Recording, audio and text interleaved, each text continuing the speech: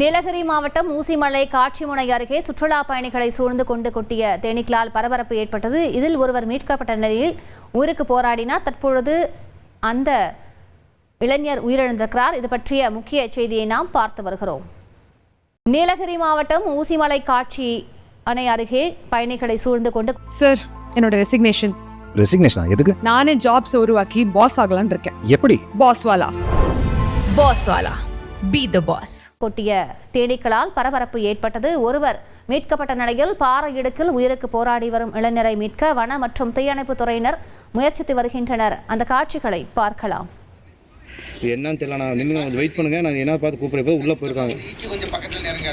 Video எல்லாம் வந்துட்டாங்க, எல்லாம் போயிருக்கு, இப்போ தான் வந்திருக்காங்க கேமராக்காரங்க. பேசி என்னன்னு தெரியல, நான் நின்று கொஞ்சம் வெயிட் பண்ணுங்க, நான் என்ன பார்த்து கூப்பிடுறப்போ உள்ளே போயிருக்காங்க.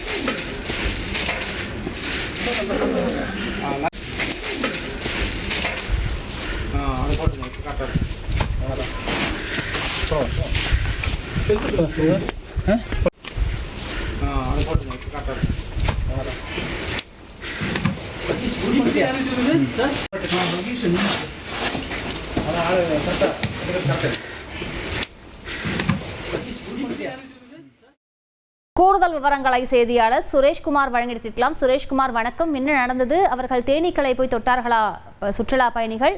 விவரங்களை பதிவு பண்ணுங்க சுரேஷ்குமார்.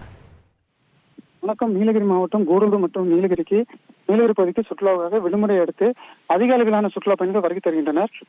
அவ்வாறு கேரள மாநிலம் கள்ளிக்கோட்டை சேர்ந்த ஜாபீர் வயது 23 மற்றும் அவரது நண்பர் வனத்துறையினர் தடை செய்யப்பட்டுள்ள பகுதிக்கு சென்று தேனீக்களுடன் அத்துமீறியுள்ளார். அப்போது இருவரும் சூழ்ந்து கொடுத்த தேனீக்கள் கடிக்க ஆரம்பித்துள்ளது. இதனை அடுத்து வனத்துறையினருக்கு தகவல் கொடுக்கப்பட்ட நிலையில் உடனடியாக வனத்துறையினர் அங்கு சென்று உயிருக்கு போராடிய ஒருவரை தற்பொழுது லேசான கேரளா மருத்துவமனை கொண்டு சென்றுள்ளனர். மேலும் ஜாபீர் அதிக அளவிலான தேனீக்கள் சூழ்நிலையில் உயிருக்கு போராடிய சூழ்நிலையில் சுயநினைவில் இருந்துள்ளார். அருகில் யாரும் செல்ல முடியாத சூழ்நிலை. தற்போது தீயணைப்பு துறையினர் வனத்துறையினர் கவச உடை அணிந்து பாறை இடுக்க சிக்கியுள்ள இளைஞரை மீட்கும் முயற்சியில் உள்ளே சென்றனர். ஆனால் அவர் சம்பவ இடத்திலேயே உயிரிழந்தது தற்பொழுது தெரியவந்த நிலையை அவரை உடலை மீட்கும் பணியில் தீயணைப்பு துறையினர் மற்றும் வனத்துறையினர் ஈடுபட்டுள்ளனர். விரிவான விவரங்களுக்கு நன்றி சுரேஷ்குமார்.